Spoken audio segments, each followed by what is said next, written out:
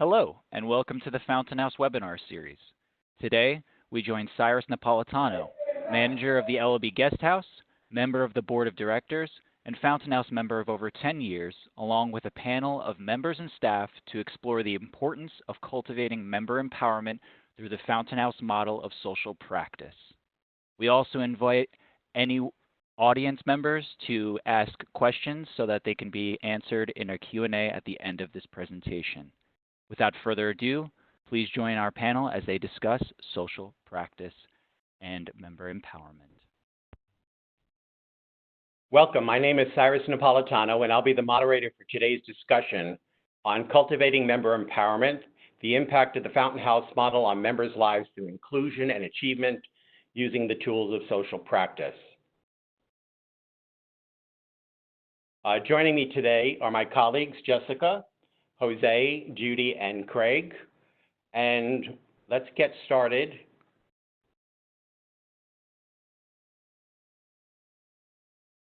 So a couple of things that we want to talk about today. The first thing is, what do we want you to learn from today's discussion? So really, it's all about how do members participate in and work within the Clubhouse.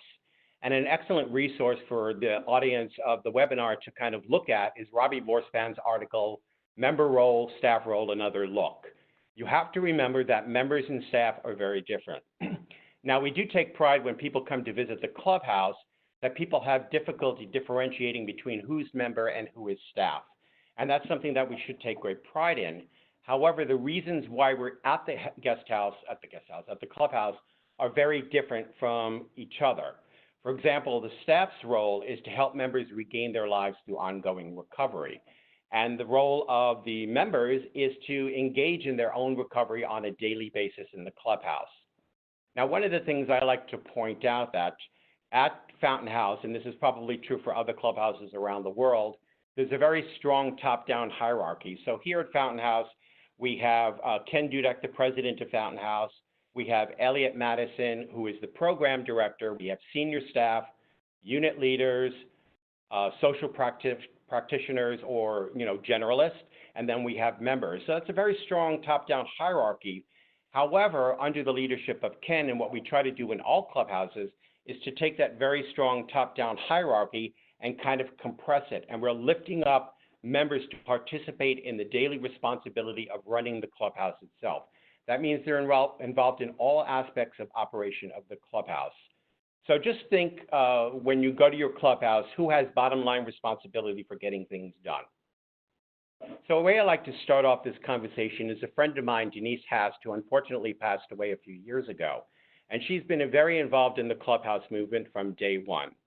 She was a member of Denises Clubhouse up in Worcester, Massachusetts. She moved to New York, ended up working for Clubhouse International for many years, and became a member of Fountain House. Now, when she no longer was employed, she was just coming to Fountain House on an on and off again basis. She wasn't really engaged in the Clubhouse world. So Ken talked to Alan Doyle, who was the director of training at that time, and encouraged Denise to take on the responsibility of getting people involved in training. However, that's really not the story that I want to tell. It's more along the lines of the first time that Denise House was asked to do a public presentation for Genesis Club. Now, the director at that time, Kevin Bradley, was encouraging her in many different ways. And one way that really stood out to me that's, I think, really critical to this story of member empowerment is where she gave this presentation and Kevin stood off just to the side, showing and giving moral support to Denise. And Denise did a fantastic job in the presentation. So this is kind of the model that we want to take and look at when we're talking about member empowerment in the Clubhouse. So we're going to take a few minutes to talk about the Clubhouse standards and then some definitions regarding social practice. So would anybody like to read Standard 11 for us? I will. Okay, good. Go ahead. Standard number 11. Responsibility for the operation of the Clubhouse lies with the members and staff and ultimately with the Clubhouse director. Central to this responsibility is the engagement of members and staff in all aspects of Clubhouse operations. Okay. Who would like to read Standard number 19? I will. Okay. Very important standard. All work in the Clubhouse is designed to help members regain self-worth, purpose, and confidence. It is not intended to be specific job training. And Jessica, would you read standard number 20? Sure. Members have the opportunity to participate in all the work of the clubhouse, including administration, research, enrollment, and orientation. Reach out, hiring, training, and the evaluation of staff, public relations, advocacy, and evaluation of clubhouse effectiveness. So thank you. So there, right in the standards itself, we're talking about the empowerment of members in all aspects of the clubhouse operation. So the way I like to think of empowerment is when I went to India several years ago, I visited CVAC Clubhouse in Kolkata. Now, right next to the clubhouse, which is a compound itself, people actually live there. Many of the members actually live there on site. There was a pond filled with this dark, murky water. And on the top of this dark, murky water, which I looked at, and I saw these beautiful lotus flowers floating on top. And the way that I always like to see this is that the lotus flower is a symbol of purity and beauty. And I see the dark, murky water as the serious mental illness that members have. However, we're not focused on that. What we're focused on is the potential for the members' life to grow and blossom and develop. And the way that we do that is by giving members authority and power at the clubhouse to reach their goals as they see fit. The goal is developing an environment of trust where members are accountable for their own actions. This is a strength-based approach and not a punitive approach. So some of the foundations of empowerment are transparency. We want to share information with everyone. And all of us here, Judy and Craig in particular, work for the Center for Leadership and Education here at Fountain House. And we're always sharing information with each other. In preparation for this webinar, everything was disseminated to the entire group and people who were not here in front of the camera. We were holding regular discussions on a bi-weekly basis to talk about the importance of member empowerment in the clubhouse. And this is a way of mentoring towards other members in the clubhouse to help make stronger and wiser decisions. We want to coach the team members to develop self-confidence in making choices and forging direction in their lives. We want to encourage members to assert themselves and share ideas. And I think one example of that here is Jose, who's filling in last minute for Eli, who couldn't be here with us today. And Jose is really stepping up to the plate because of the encouragement and support that he's getting from Jessica. And another thing that we need to take in mind is that there's a certain element of risk-taking that occurs on a daily basis at the clubhouse. And there's always the possibility of failure. But failure is okay. It happens in the real world, in real life. So we're mimicking what happens in the real world, in real life. So as we're moving forward in day-to-day, we're helping to manage expectations. We're building a sense of trust and honesty. And of course, everything that we do at the clubhouse, in particular here at Fountain House, which I see on a daily basis, is that there's an intentionality behind everything that we do, or at least there should be an intentionality behind everything we do. So what is social practice? Social practice is a specialized form of environmental therapy that uses intentional community to assist people in their recovery. And this is new language that we've been developing over the past year at Fountain House to really help redefine and refocus the actual philosophical underpinnings to the work that we do at Fountain House and clubhouses around the world. Now, there are 5 elements to social practice that we've identified. The first one is engagement. The second one is relationship development. The third one is social design. Then we have continuous assessment and transitional environments. For the purpose of this webinar and for the sake of time, we're only going to focus on the first 3 elements of social practice. So the first one is engagement, and I would love for one of the members of the team here to read what engagement is all about. First one is the use of all elements of the social environment to engage hard to reach individuals with serious mental illness. Due to social anxiety, poor social skills, trust issues, previous experiences of stigma, low self-esteem, lack of motivation, and so on, ongoing engagement is crucial as opposed to a single set of events. Connecting members to the environment allows for a variety of therapeutic effects to occur, such as reality focus, feedback, sense of connectedness, social connections, opportunities to build skills, and increase self-esteem. The technique we use is to reach out as a form of ongoing engagement. Now, I'm glad that Craig started us off on this topic of engagement because I would like Craig to talk a little bit about the first time he and I worked together on preparing for a panel on supported education in the clubhouse at the Clubhouse International Conference in Washington, D.C. several years ago. So can you talk a little bit about that experience and how we came to work together? I was invited by Cyrus and a number of members and staff at Fountain House to give a speech at the Clubhouse conference in Washington. And it was focused on the education unit and its scholarships. I had received an art scholarship from the education unit, and I was asked to describe the process by which I obtained the scholarship and how it affected me, and how it built relationships between me and staff, and so on and so on. And I was told to give a speech, and so I quickly wrote a speech, which I thought was rather clever and would work quite well. And I submitted it to Cyrus, who was sort of in charge of this project. And Cyrus came back to me and basically had some criticisms of it. And he wanted, it's not so much criticisms, but at least I would say constructive criticisms on how to make the speech more thorough and complete. And he gave me a lot of homework to do, and at first I was a little bit intimidated by some of the stuff that I had to do. And as a result, I almost bailed out of the project because it was, I thought it might be too challenging for me. But fortunately, Cyrus and I got together and we worked out sort of a process by which we can improve the speech without me becoming too overwhelmed.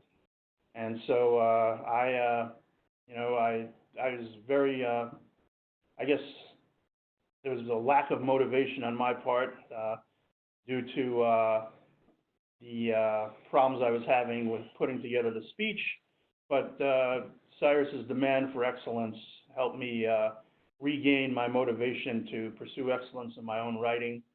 And so we worked together, put out what I thought was a good speech, and we gave it at the conference.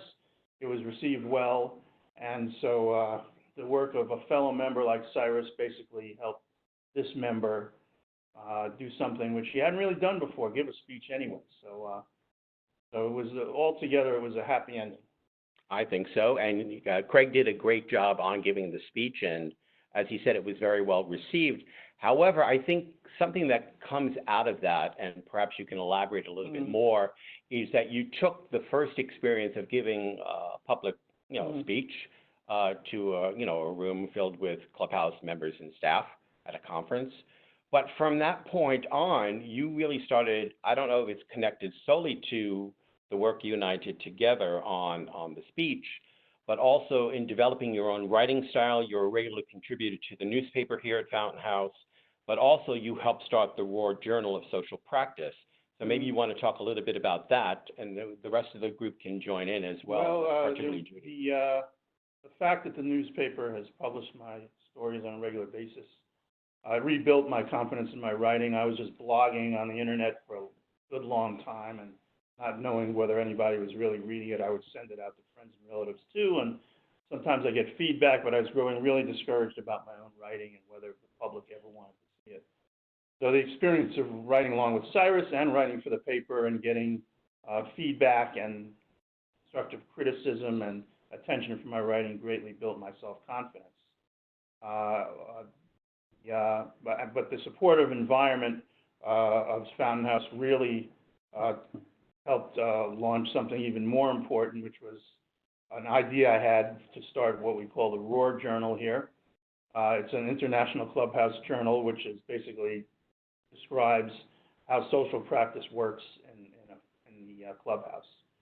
And excuse me. And without the support for my idea, which was sort of just a dream I had, this journal could not have become a reality. I got tremendous support from the staff. Some very high-powered people at Fountain House gave me encouragement and guidance, and it was indispensable towards starting what was just a member idea. So I'm very grateful to Fountain House for that. Judy, do you have anything on the whole idea of the Roar Journal and working together to create this for the first time? I think that this was an idea. As an editor of the newspaper, I remember the first time that Craig came to me with one of his articles. He was a new member who came with articles that he, wanted to submit to the newspaper, and I was very excited that there was an eager member who wanted to have his work published. So he's been a continuous writer for the newspaper. Furthermore, when he broached the idea of the Roar Journal, to me, I thought that was really exciting because it capitalized on people's talents, and we were able to bring in other members and staff, and then get the Center for Leadership and Education involved in it on a more organized level. I think this is a wonderful opportunity to reach out to other constituents, both members, staff, other contributors to the mental health community who can have a publication on a more sophisticated level and get involved. I did some editing for the Roar Journal, and I was very excited to be able to do that. I think being able to see something as formalized as this journal come into fruition is, a fulfillment of certain dreams. Yeah, and again, this is a whole process that we undertook together as a team here at Fountain House, and we hope to build on it and build an international team of writers and artists and publishers and editors to really take the journal much further than I think we initially talked about. And again, this is Craig's idea; it's his baby. But because of the environment that we have here at Fountain House, and I hope at clubhouses around the world, that this project was able to get off the ground with the support of both members and staff here at Fountain House. So the next part of our discussion with social practice is relationship development. And would somebody like to read this slide here? Maybe you, Judy? Okay, surely. Relationship development. The process of assisting members in developing a variety of relationships on their road to recovery. Many members have trouble navigating the different types of relationships and or maintaining relationships. Factors like fear or distrust along with a limited social skill set could lead to continued isolation. Focus on relationship development directly combats isolation by providing the opportunity to cultivate a variety of connections through their environment, such as transformative relations, collegial relationships, co-worker relationships, relationships to groups and community, friendships, etc. And the technique that we implement this with is the side-by-side work that we use that's so relevant to the clubhouse. And this is where I want to turn to Jessica and Jose. Now, Jessica is a social practitioner here at Fountain House, and I've remarked on a couple of occasions in preparation for this webinar that I really have admired and watched Jessica's work with members. She does a fantastic way of building teams together, and that's a lot of effort, that's a lot of work, but it's a very successful way of operating here in the clubhouse. And I'd like Jess and Jose to talk a little bit about their relationship and some of the projects that you worked on together. And I just need you guys to speak up so we can capture on the mic. Okay. So go for it. I would actually like to go back a second Sure. to engagement because it'll tie into what we talk about with relationships. I think one of the things unique to our model, the Clubhouse model, is engagement versus choice. Choice is a part of engagement, but one of my primary roles as staff here is to not just ask the question, do you want to participate, and then have it end there. My job is to engage and figure out how to kind of tap into the part of the person that eventually wants to be a participant of the community, and it's the engagement part of that process that is really important, because people come in and they've had a series of failures in their life most often, and it's not just good enough to let somebody say no and sit there for the rest of the day, or maybe go home and never come back because it was such an intimidating day for them, a new experience. Maybe it's their first day, or first month still at the clubhouse, or maybe they are just not doing well that day and they've been around for a while. Like, the engagement process is so much different than just giving someone a choice.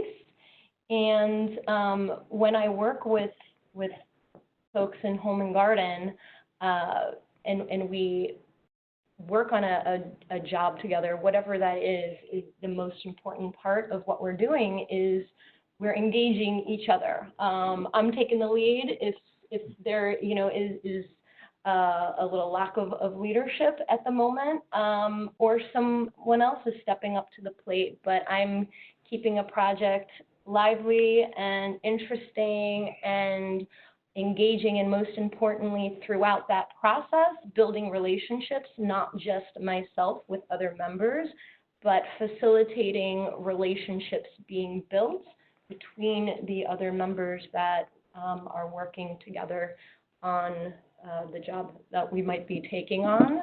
And so Jose works with me on the maintenance team in the Home and Garden unit, and we've done a variety of tasks together. That has led to my recovery. I'm on kind of a journey to take the lead, eventually learn to take leadership, and I'm leading from the back, You take a lot of leadership from the back, but you're interested in it at some point. So Miguel, a member of our unit who is a carpenter, he's been building a planter for a tree that he is leading. There's no staff role in this project whatsoever, and Jose's been working with Miguel, and I really don't do anything in regards to that. Yeah, learning from another member is helping me to recover because I've come from a isolated situation. I isolated myself for several years, and then before coming to Fountain House, was a little overwhelmed at first. Then Jessica helped me through tasks and working, with other members to,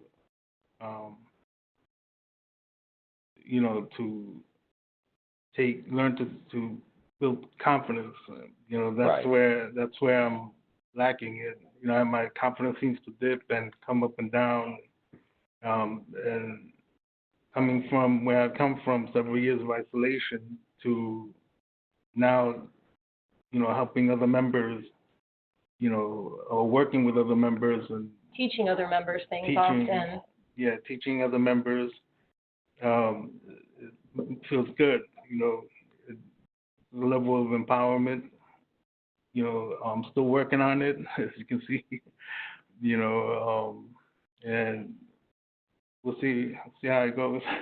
Right, but I think that this is emblematic of the work that we do at Clubhouses, is that relationship building is really a critical component to the work that we actually do in the Clubhouse. And when we were preparing for this webinar, we were having a series of regular discussions every other week or so. And Jose joined in on one of the conversations, and he's a very quiet young man, which is okay.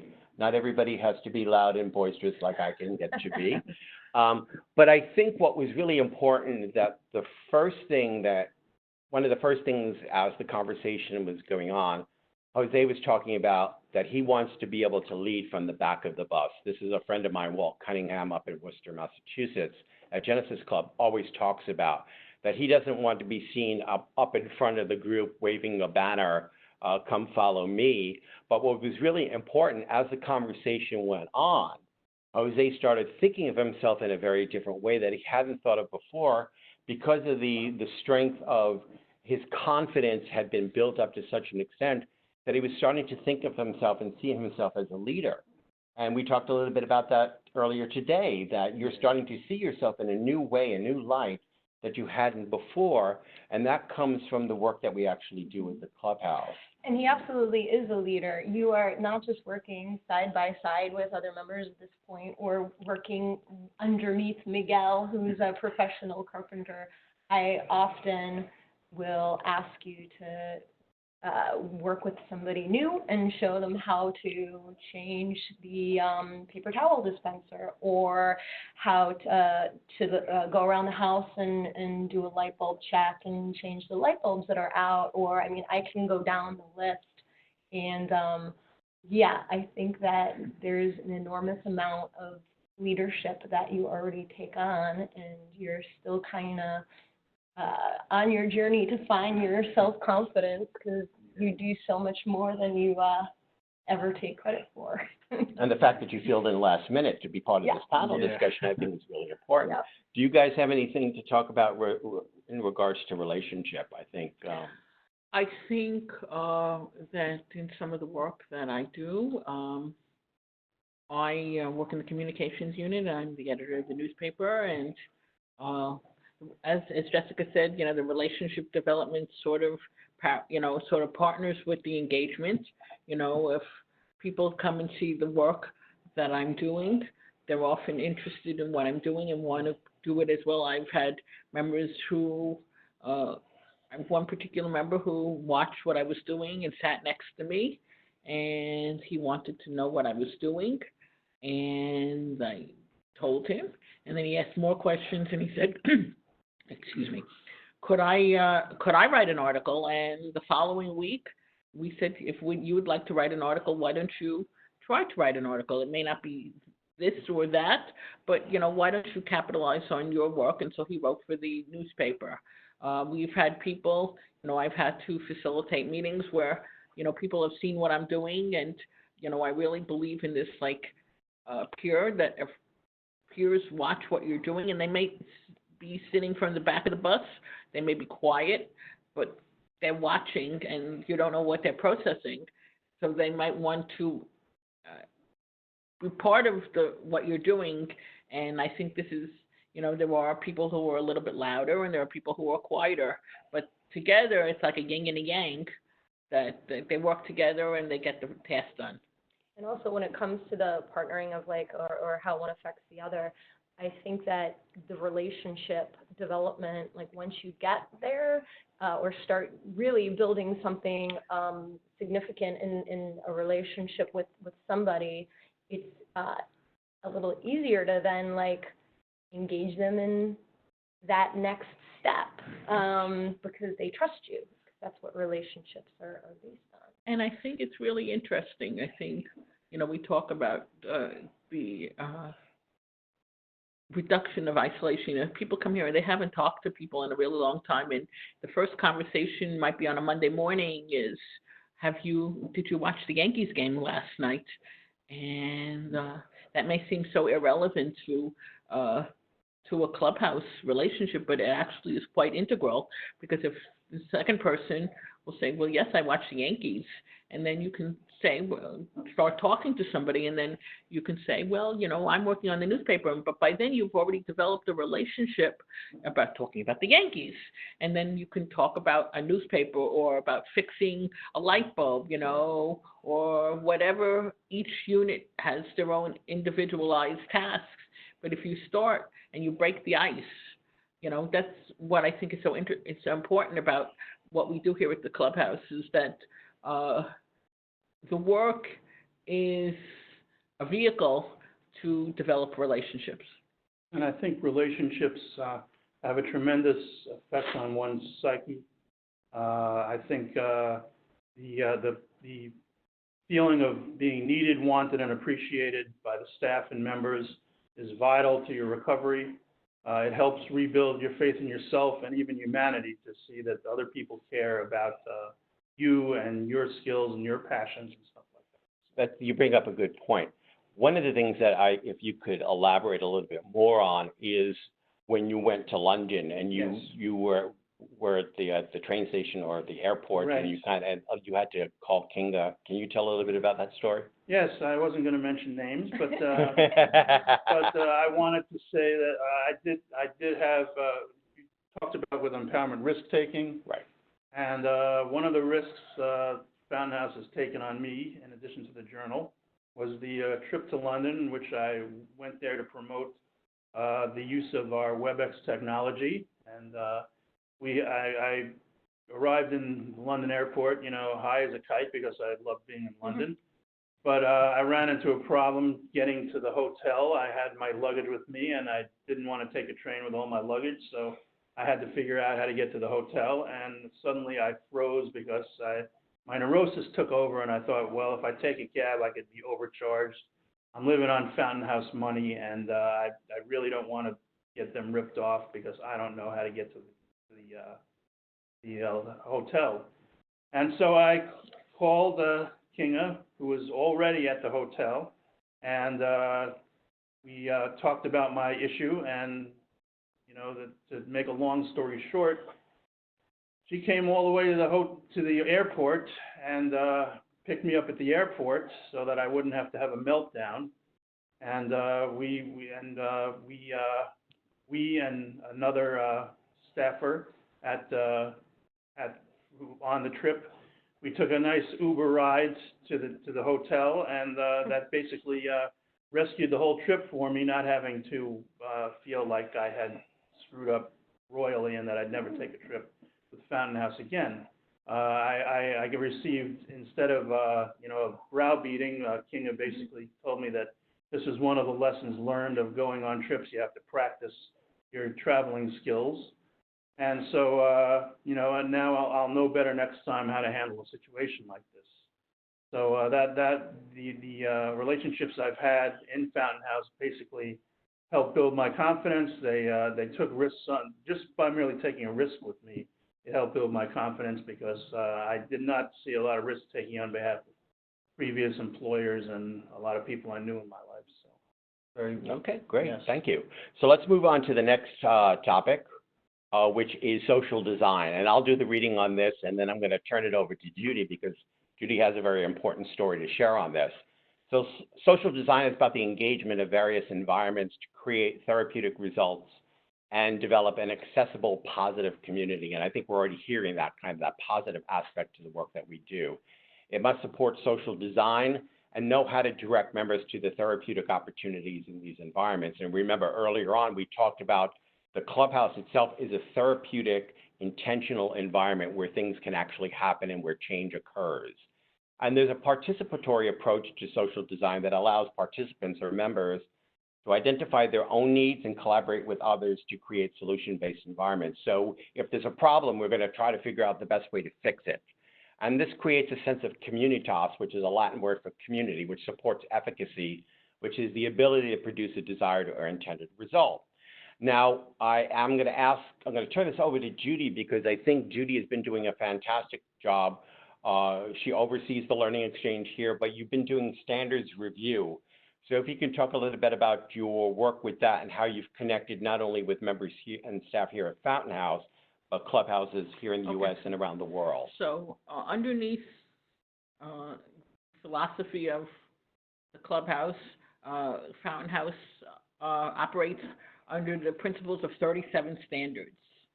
And that's what unites all the clubhouses, whether they're here in New York or in Oslo, Norway, or in London, England, or in Gothenburg, Sweden, or anywhere across the United States. Through the work that we've done, which we do discuss the standards in our unit meetings, we've had the opportunity to utilize our video conferencing equipment to engage other clubhouses, and what we call them is our standards review meetings. I've had about 6 or 7 of them with the clubhouses ranging from Gothenburg, Sweden, to Oslo, Norway, to presently I have one in Motala, Sweden, and one in Springfield, Massachusetts. So it's a diverse community, and what it allows is through the technology, we can have members engage in conversation. And I think that this has been really very important for me. I've taken a leadership in this and pulling together a team from here in New York, and then creating relationships with these other clubhouses so that they have a team. and then we meet once a week for about a half an hour and we discuss the standards. The importance of this is that we've expanded this whole concept of social practice because we are combining two clubhouses, and through the technology, it appears as if it's one meeting. When you talk to another clubhouse over the technology, you feel like you're in the same room as the other clubhouse, and you can have some very important, scintillating conversations, and you do develop relationships. One particular relationship, as I started, I engaged with one of the member leaders from the Oslo Clubhouse, and I developed an email relationship with him for a number of months before we started our relationship on the standards. And then we went through where he led a group of members from his clubhouse, and I led a group of members from my clubhouse. That lasted for about 2 or 3 months, and we, continued a relationship. And then subsequently, you know, the relationship wasn't over, which was really nice. These relationships continue on, and this gentleman decided to come to visit the United States, and he came to visit me and some other clubhouse members, and he stayed at the guest house, for about a week or two, and we got to go out to dinner, and we got to develop a relationship. We presently have an internet relationship, so I've made a friend. The importance of this is that this ties into the relationships of social design, because you develop a relationship with somebody that you might not have otherwise had the opportunity to work with. We talk about, in previous webinars, we talked about the isolation component of mental illness. And through engaging multiple clubhouses, we are diminishing the relationship. You know, I've developed a number of Facebook relationships, a number of internet relationships, and my level of networking has expanded exponentially since I've been involved in this. Right, but what you've been able to do working with the team here at Fountain House is you've created an actual smaller community that focuses on, in this particular instance, the standards of Clubhouse world. And I think that if you were to take attendance on a weekly basis, you may have a core group of people that are participating in this standards review discussion. However, over the course of the 8 to 10 weeks that this occurs, you're actually bringing in maybe up to 30, 35 people. And I've seen that myself in working on a supported education project that we're doing with Scandinavia. And we had, I think, the first meeting that we did via WebEx, which is the video conferencing technology. I asked to get attendance for that first initial meeting, and I think we had approximately 30 people participating. And the technology that we have now enables us to engage more people and to build a small community around a certain project. In this case, supported education. We're going to create a training program for supported education in Northern Europe. So I think these are the ways that we're designing intentionality behind the work that we're doing. And I think you look like you have something that you want to remark on with that particular. No, I just, like, social design is so important when we're talking about empowerment. It was making me think, you know, it's one thing to learn how to make change and feel empowered to create change within oneself. And it's another thing to feel like you're a part of a community where you have say and a big role in the impact and direction and the change that can happen in the community. And it kind of reminded me of when before we had a wellness unit. You know, it's one thing to have your own wellness goals. We do that in our home and garden unit. We talk about, we have a wellness meeting and hold each other accountable and check in. But our wellness goals would not be the same without our wellness unit, which was something that came together after it started with a research project at Fountain House, where we looked at how our members were faring physically, and people with mental illness die 25 years on average earlier than the general population. And through that research and conversation, we then came up with a plan, made a decision kind of collectively, and then came up with a plan of having a whole new unit that focuses on wellness, that focuses on what we really felt like we were lacking and needed an entire unit maybe to help our larger community do better with this. And, you know, that's a social design moment. That is a moment where individuals in the community, members in the community, are engaged in participating in these more macro community change, decision-making moments, which are very empowering, I think, and go beyond just Right. the individual empowerment. Yeah, I think, you know, I want to touch a little bit on decision-making. The way that we operate in the Clubhouse world is that members are encouraged to participate in all meetings of the Clubhouse, whether it's a regular weekly community meeting or a unit meeting. Here at Fountain House, we have the Center for Leadership and Education. We meet once a week to talk over our projects that we're working on together and other things that we want to tackle for that particular week. And I think that one of the ways that members are able to participate in a way that really is a confidence booster and really builds up self-esteem and self-efficacy is through consensus decision-making. And I wonder if any of you have any comments on your participation in meetings where you had, maybe Judy, you can talk a little bit about advocacy. Okay. I mean, I think that would be really good. Okay, good. One of the other projects that was very empowering for me is that I led our advocacy committee meeting for about 2 years, and it was an opportunity to hear the voices of members who might not otherwise want to be heard.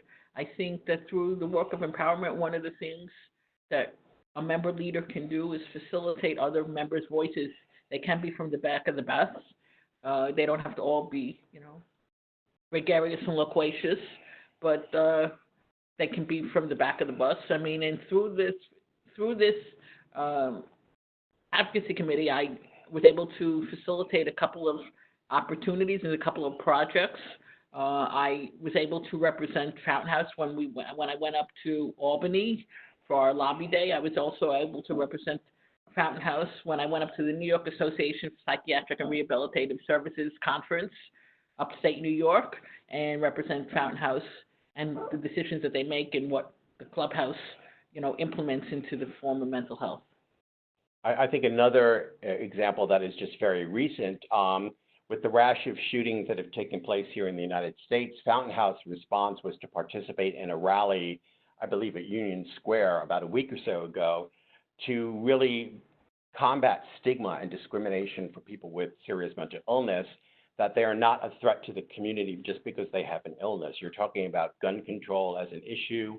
And this happened very spontaneously, where a group of about 30 members and staff went together to kind of protest, but also to self-advocate and to really be a voice out there to be heard on this particular important issue. And again, I think that this happens because of the therapeutic, intentional environment that we create at the Clubhouse, that these kind of things can happen very spontaneously. So let's just move on here. So just a couple of key words for hope and recovery. And this is language that most of us in the Clubhouse world are familiar with.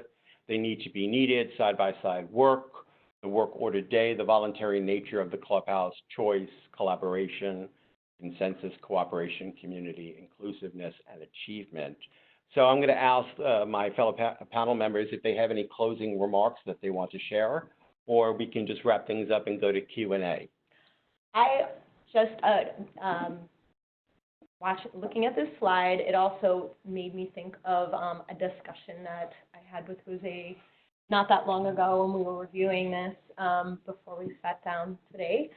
And inclusive is so important. We provide so many opportunities for our members, which is important part of what we do. But I think the going back to engagement and inclusion and making the environment one that is so welcoming and one where everybody feels included, whether you're talking about the engagement that happens in work or whether you're talking about inclusion via consensus. You know, the beauty about consensual decision making is that it's not majority. You're not just raising your hand if you like it and not raising your hand if you don't like it. We want to know, well, if you don't like it, why don't you like Right. it? It's really, inclusion is such a big part of what we do here at Clubhouse. And if you just have opportunities without, you know, the support and the inclusion and the engagement, it's what we're all about. It's the inclusion and the engagement first, and can't stop there. Opportunities are so important, but you know, I don't think we'd be successful with just opportunities and Right. the rest there to help folks kind of come out of their shell like that. I'd like to piggyback on that. I mean, all of these keywords are keywords for Clubhouse lingo, and we use them so extensively, and they're so, each one of them you could write an essay about. But I'd like to focus on the need to be needed. I think the need to be needed is so integral to here. I think, you know, for the members at least, you know, we've lived in a stigmatized world where we've been marginalized and our services are not really needed or recommended. At the Clubhouse, we are needed. We are not thought of as people with a mental illness. That's sort of tertiary to anything that we do here. You know, whether it's the stuff that Jose does with Jessica or the stuff that Craig and I do with the Center for Leadership Education. No one ever asks us what our diagnosis is. No one frankly cares. And we are needed because there's a task to be done, and our talents are required.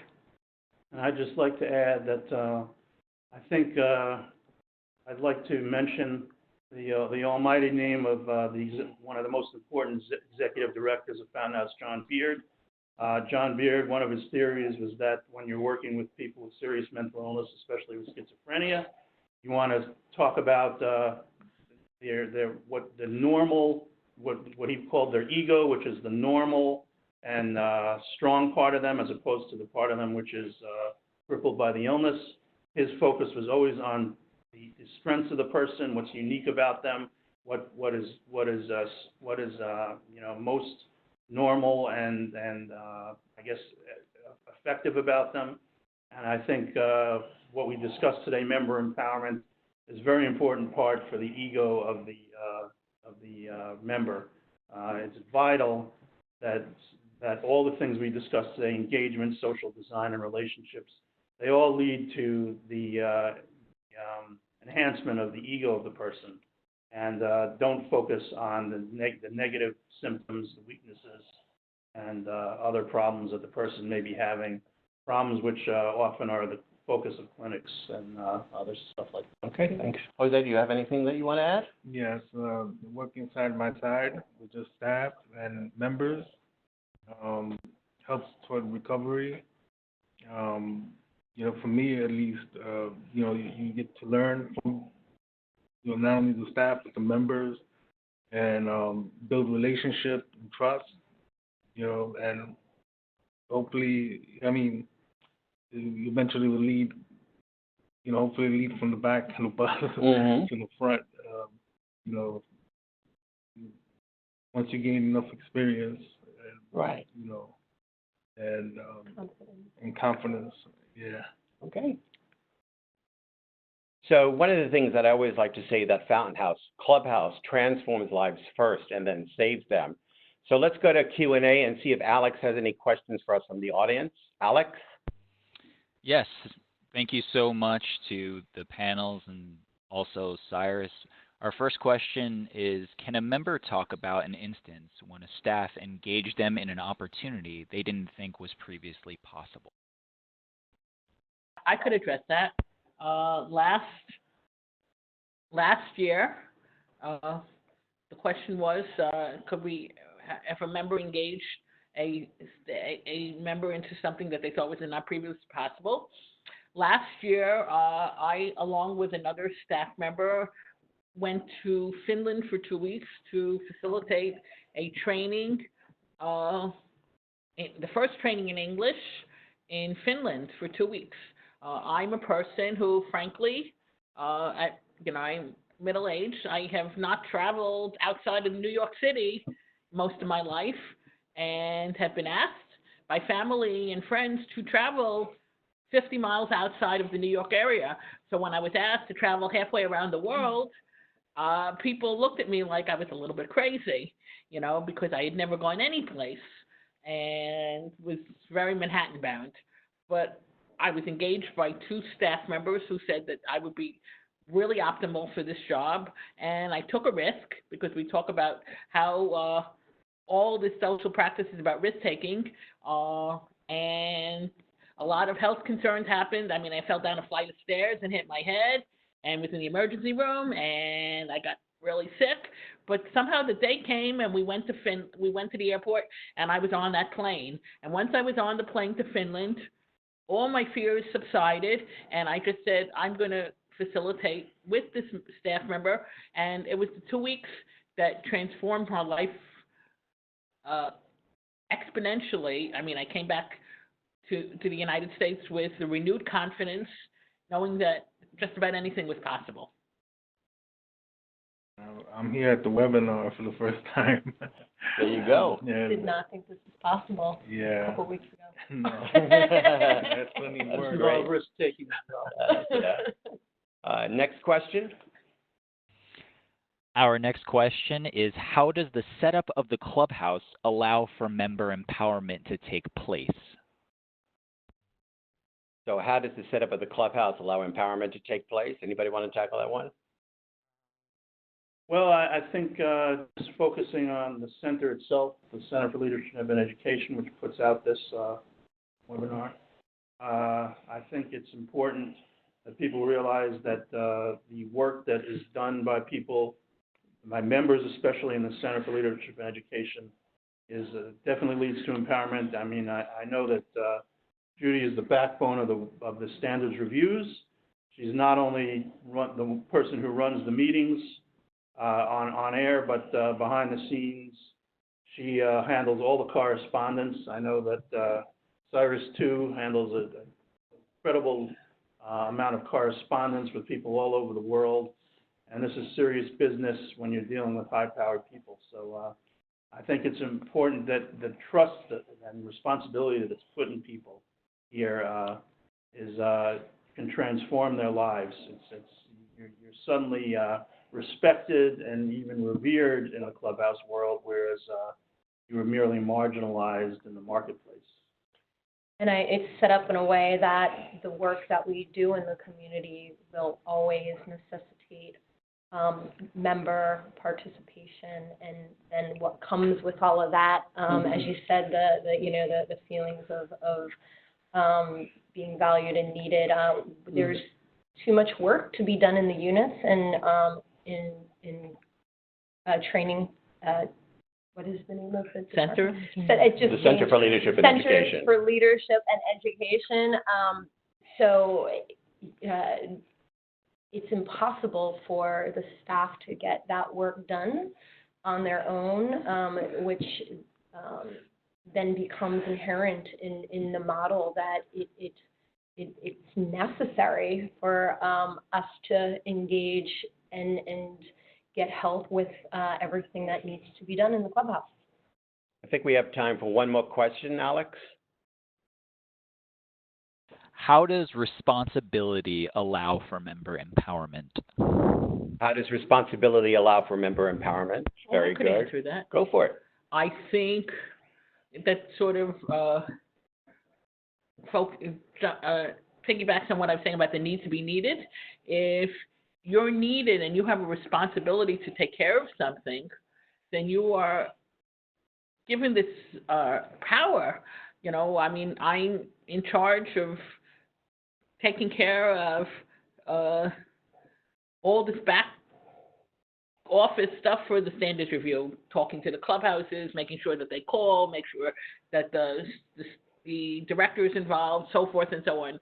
If I didn't make all these phone calls, none of this would happen. And when I see the final result of it, I realize how my commitment to it has empowered me, that I've gained some importance. And this is very empowering me, I think I've been given chances to do things without the staff. I think the staff engages the members to do what they need to do, but then the members can go ahead and do what they feel their talents can accommodate, and it's very empowering. Then, not that we don't need the staff, because of course we need staff, but we need ourselves, and we are integral. I mean, and then you have that horizontal relationship that you have with the staff and the members. I think often people get stripped of responsibilities when they get very sick, whether it's because people just feel like they're going to be overwhelmed, or because they've been taken away from them because they have been unsuccessful in follow through or in completion of a job or responsibility. And it's really, really important at the clubhouse for us to give this back little by little with support, because that is what makes you feel important and valued and worthy. Right. Okay. Well, I want to thank the panel for their time today and for their very insightful thoughts on member empowerment. I want to thank the tech team, Alex in particular, and Richard Koo, and Ruben, and Lydia, and Michael, and anybody else I missed. I'm sorry. So join us for the next webinar, which hopefully will be taking place next month in October. Bye now.